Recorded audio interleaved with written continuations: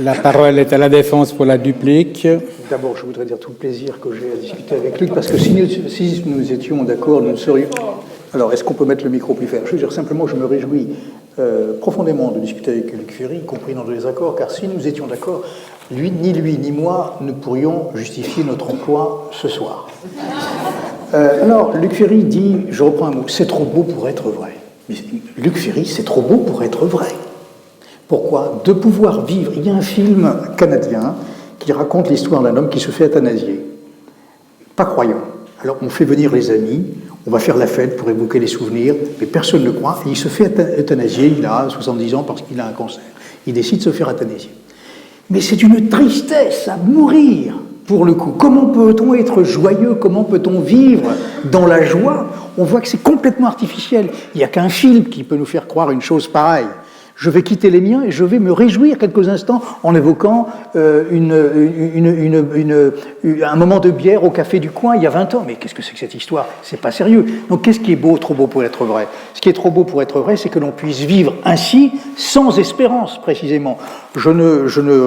Surtout pas, la religion chrétienne s'appelle religion chrétienne en vertu d'une transformation du concept de religion. Complètement. Donc ce n'est pas la religion de l'immortalité, c'est la religion qui est essentiellement celle de l'amour. Et aimer, Gabriel Marcel disait cela, aimer quelqu'un, c'est de dire « toi, tu ne mourras pas ». Alors quand on dit « tu ne mourras pas », bien sûr qu'il va mourir, évidemment qu'il va mourir. Il faut assumer la condition de finitude. J'ai lu Heidegger comme tout le monde et L'être vers la mort, je connais très très bien. Ça c'est, on ne peut pas court-circuiter ce moment-là, l'être vers la mort. Mais l'être vers la mort, le concept heideggerien d'être vers la mort oublie une structure fondamentale de l'être humain, c'est l'être de renaissance, permanent, l'être de naissance. C'est la critique qu'a faite Hannah Arendt à Heidegger. La nativité est une donnée aussi profonde que la structure de la mort.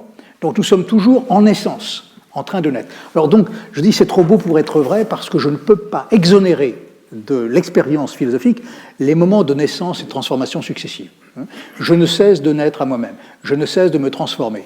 Et je peux tout à fait, analogiquement, sans qu'on me force, penser que la mort est une nouvelle étape de transformation, une nouvelle métamorphose. Je ne vis que de métamorphose. Depuis l'état embryonnaire, depuis le ventre de ma mère, je n'imaginais pas à quel point le monde serait aussi beau et aussi ignoble en même temps. Il a fallu que j'en fasse l'expérience. Tant que je n'en ai pas fait l'expérience, je ne le sais pas.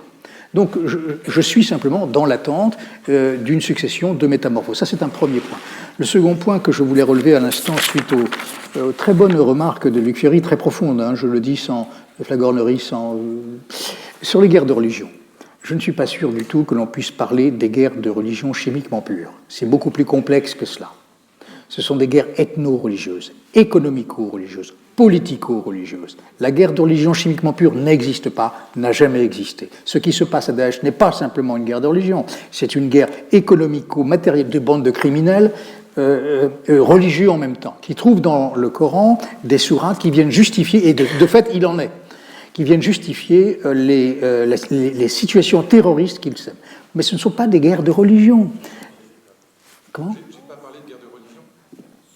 Non, j'ai dit que les religions étaient à l'origine des guerres. Oui, mais c'est ça. Non, c'est pas du tout la même chose. C'est précisément ce que je suis en train de dire. C'est pas des guerres de religion. J'entends bien. C'est des guerres ethno-religieuses. Ce sont... communautaristes. Je me suis mal exprimé, j'en conviens. Les religions ne sont pas simplement le coefficient chimiquement pur, le motif de guerre. C'est beaucoup plus complexe que cela. Évidemment. Hein?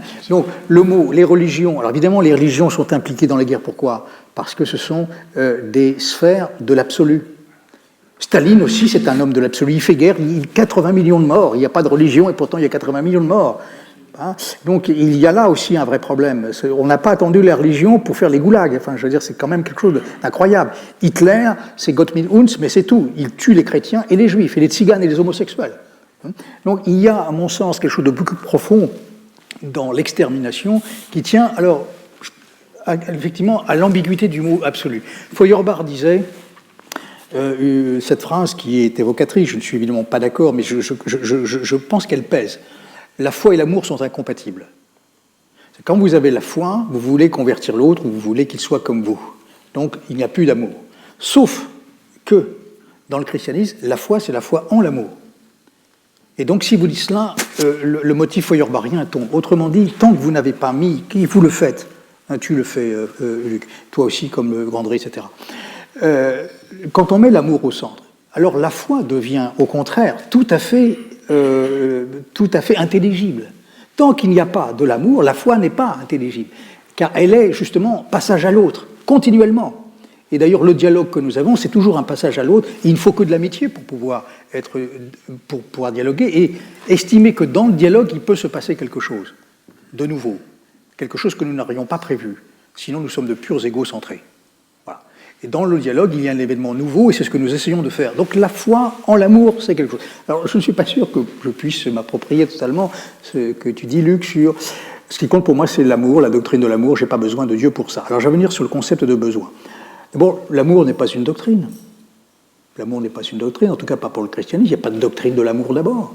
Il y a d'abord un être d'amour, aimez-vous comme je vous ai aimé. C'est une histoire. On est dans l'effectivité. On n'est pas dans la construction d'un corpus systématique ou conceptuel. La doctrine vient après. Mais on est d'abord dans une expérience première. L'amour n'est pas d'abord une doctrine, c'est un jeu de relations, de transformation qui mène au bonheur, qui est destiné au bonheur. C'est un mot qu'on n'a pas encore employé. En tout cas, les religions qui ne seraient pas des religions du bonheur n'auraient pas le droit de citer. Hein. Pour le christianisme, ce sont les béatitudes, je le rappelle. Donc, voilà pour ce point. Sur le besoin. Alors, je voudrais essayer de clarifier un point très amicalement, sans aucun... Ou bien je dis, je n'ai pas besoin de Dieu. C'est ce que dit Luc Ferry plusieurs fois. Ou bien je dis, j'ai besoin de Dieu. Le débat avance comment, là? Car on est dans le lexique du besoin. Est-ce que le lexique du besoin est suffisant pour parler de Dieu ou du refus de Dieu? Je ne le crois pas. Car on est là dans des antinomies subjectives, tout à fait honorables, moi je respecte totalement, mais je connais des gens pour lesquels Dieu est un besoin. Qu'est-ce que je fais? Qu'est-ce que je fais en tant que philosophe devant ces deux énoncés contradictoires? Eh bien, non pas je récuse le lexique du besoin, mais je le remets à sa place. Dans un texte de Bertolt Brecht, Histoire de M. Koiner, Brecht fait demander à un personnage, Monsieur Koiner, j'aimerais savoir si vous croyez en l'existence de Dieu. Et Maître Koiner lui dit, je voudrais savoir préalablement si la réponse que je vais donner à ta question changerait quelque chose dans ton comportement. Si ça ne change rien, la question n'a aucun intérêt. Donc, autrement dit, qu'est-ce qui est derrière? C'est que la question de Dieu doit être une inquiétude, au sens augustinien du terme. Non pas un besoin pathologique, après tout, on peut avoir des besoins. Moi, quand j'ai soif, c'est très important d'avoir un verre d'eau. Le besoin n'est pas négatif. Mais je parle de l'inquiétude de Dieu. C'est-à-dire qu'il y a là quelque chose qui me met en mouvement. Je n'ai pas toutes les réponses, mais je suis devant une perspective qui s'ouvre avec Dieu. Voilà, autrement dit, le lexique du besoin, pour moi, ne fait sens que relativement. Je ne dis pas totalement, je ne l'évacue pas totalement. Alors, sur le Dieu mystère, le christianisme aurait tué le mystère. C'est exactement ce que dit Heidegger dans ses différents textes sur l'ontothéologie. Je m'excuse d'employer un gros mot. Cela veut dire, en gros, que le christianisme a dédivinisé le mystère, Dieu lui-même, car il en a fait un étant premier, un fondement. Donc la partie mystérieuse. Je crains que lorsqu'on dit que le christianisme a tué le mystère, on fasse une confusion entre mystère et énigme. Le christianisme n'est pas là pour répondre à une énigme mathématique. Une énigme, c'est une mathématique. Vous avez un problème, par exemple, une intrigue policière, il faut résoudre l'énigme. Et puis un jour, vous avez résolu l'énigme, et l'énigme a disparu. Le problème, c'est que le mystère ne disparaît pas. Car le mystère est lumineux et l'énigme est obscure. C'est ça la différence. Qu'est-ce que ça veut dire en grec, mystérion? Mystérion veut dire très exactement l'événement salvifique de Dieu. Quelque chose se passe pour sauver. Voilà en quoi Dieu est mystère. Ce n'est pas une énigme. Donc, je plaide pour que l'on retrouve le sens originel du mot mystère, qui est quoi? C'est l'événement salvifique de Dieu, l'événement qui se manifeste dans la lumière. Donc voilà. Alors maintenant, les preuves de l'existence de Dieu. Bon, mais moi, vous avez vu, je n'en ai pas parlé. Je me suis aperçu à l'expérience que c'était toujours une fausse route. D'abord, premièrement, saint Thomas ne parle pas des preuves, jamais, de l'existence de Dieu. Il parle des voies, V-O-I-E-S, menant à la reconnaissance ou à l'affirmation de l'existence de Dieu. Ces voies, ce sont des présomptions qui ouvrent vers la possibilité de Dieu. Mais jamais saint Thomas n'a déclaré que ces voies prouvaient Dieu.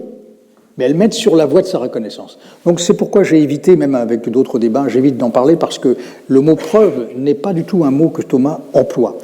On le lit souvent rétrospectivement à la lumière de la preuve de Descartes, qu'on trouve dans les méditations métaphysiques, et la critique qu'en fait Kant, qui est d'ailleurs une critique totalement inepte, comme Hegel l'a vu. Elle ne peut pas rentrer là-dedans. Le pauvre Descartes est assassiné par Kant indûment. Mais saint Thomas, non. Le christianisme, d'ailleurs, je n'ai jamais homologué, que je sache, les preuves cartésiennes. Enfin, il est lié avec respect, avec hommage, très bien. Mais il n'y a pas d'homologation. Le christianisme n'est pas lié aux preuves cartésiennes de l'existence de Dieu. En revanche, il est lié aux voies. C'est-à-dire qu'il y a des voies de présomption. Qu'est-ce que cela veut dire? Ça veut dire que dans l'humanité, il y a des chemins qui mènent à la reconnaissance possible. Certains la font, d'autres ne la font pas, c'est tout. Il ne faut pas en dire davantage. Ensuite, il y a la foi, il y a la grâce, effectivement. Ce qu'a dit Luc Ferry tout à l'heure sur la grâce, je suis absolument convaincu. Si vous éliminez le vocabulaire de la grâce, vous manquez 90% de la foi religieuse chrétienne et juive, même d'ailleurs. Sauf que la grâce, ce n'est pas quelque chose qui se mange en salade. C'est quelque chose qui est déjà donné, que certains voient ou pas. Comme quelqu'un, vous voyez, la grâce d'un enfant, la grâce du Requiem de Mozart, la grâce de la symphonie numéro 7 de Beethoven, vous voyez, il y a une grâce, mais vous pouvez très bien ne pas l'avoir. La voir et l'avoir. Vous pouvez passer à côté. Donc la grâce est déjà là. Dernier point sur la question du mal. Alors j'ai promis de répondre non pas par orgueil ou par autosatisfaction, mais je pense, comme Luc, que la question est toujours manquée. Toujours. Dans tous les cas. Qu'on invoque le registre de la liberté, qu'on invoque le registre... Bon, quel est le problème? Ou alors on fait comme Hans Jonas dans le concept de Dieu après Auschwitz. On dit Dieu est impuissant. J'ai écrit ailleurs que ceci est intenable. Car quand vous dites que Dieu est impuissant, vous travaillez sur un concept impérial de la toute-puissance, et vous dites donc Dieu n'est pas tout-puissant. Mais la toute-puissance de Dieu n'est pas la toute-puissance de l'empereur qui pourrait, sur ces sujets, faire ce qu'il veut. Dieu n'est pas un empereur. D'ailleurs, je rappelle que dans les credos chrétiens, ça vaut aussi bien pour les traditions protestantes que catholiques, le credo ne dit jamais « je crois en Dieu tout-puissant ». Jamais. Il dit « je crois en le Père, en Dieu, le Père tout-puissant ». C'est-à-dire que c'est la toute-puissance du Père. Alors vous allez me dire « mais alors si Dieu est tout-puissant au Père, pourquoi n'est-il pas intervenu à Auschwitz ?» Mais qu'est-ce que nous en savons? Qu'est-ce que nous en savons? Sommes-nous à la place de Dieu? Un jour, à Auschwitz, c'est arrêté. C'est l'enfer, total, à Auschwitz. C'est l'enfer. Non, mais c'est l'enfer. Il y a une prise de conscience. Il y a des prises de conscience humaines devant Auschwitz. Les Juifs ont été... il faut rester traiter ces choses-là calmement, parce que très vite, on se passionne. Parce que c'est un drame de l'absolu, la Shoah. Précisément, que s'est-il passé? Il y a eu des prises de conscience. Je crois que les Juifs comptent aujourd'hui 3000 justes. C'est-à-dire des hommes normaux, si je puis dire, de la vie banale, quotidienne, qui sont intervenus. Autrement dit, qu'est-ce que c'est que l'expérience du mal? C'est l'expérience de la prise de conscience de l'injustifiable. Alors, quand vous dites que quelque chose est injustifiable, Luc Ferry comme moi, nous pouvons dire ceci est injustifiable. Hitler, c'est injustifiable. Alors, je termine en 2 mots, simplement. Pourquoi y a-t-il du mal? Je me demande si la question est bien posée. Il y a de fait du mal. Pourquoi faudrait-il retenir la question du fondement du mal, alors qu'on veut l'évacuer à propos de Dieu? Pourquoi un fondement du mal? Il y a du mal. Or, que fait-on devant le mal? Telle est la question. Et le message, je crois, chrétien, c'est précisément que l'homme s'humanise dans toutes les confrontations, les bonnes comme les mauvaises, y compris le mal. Alors le tsunami, ça n'a rien à voir. Il faut simplement savoir que, par exemple, on sait très bien que dans quelques décennies, San Francisco, Los Angeles vont être immergés. Vous avez vu bouger quelqu'un? Non, peut-être qu'il y aura du... Dieu n'y peut rien. On est là dans les secousses sismiques. Rien à voir avec Dieu, rien à voir avec la théologie. On est dans un autre ordre de choses.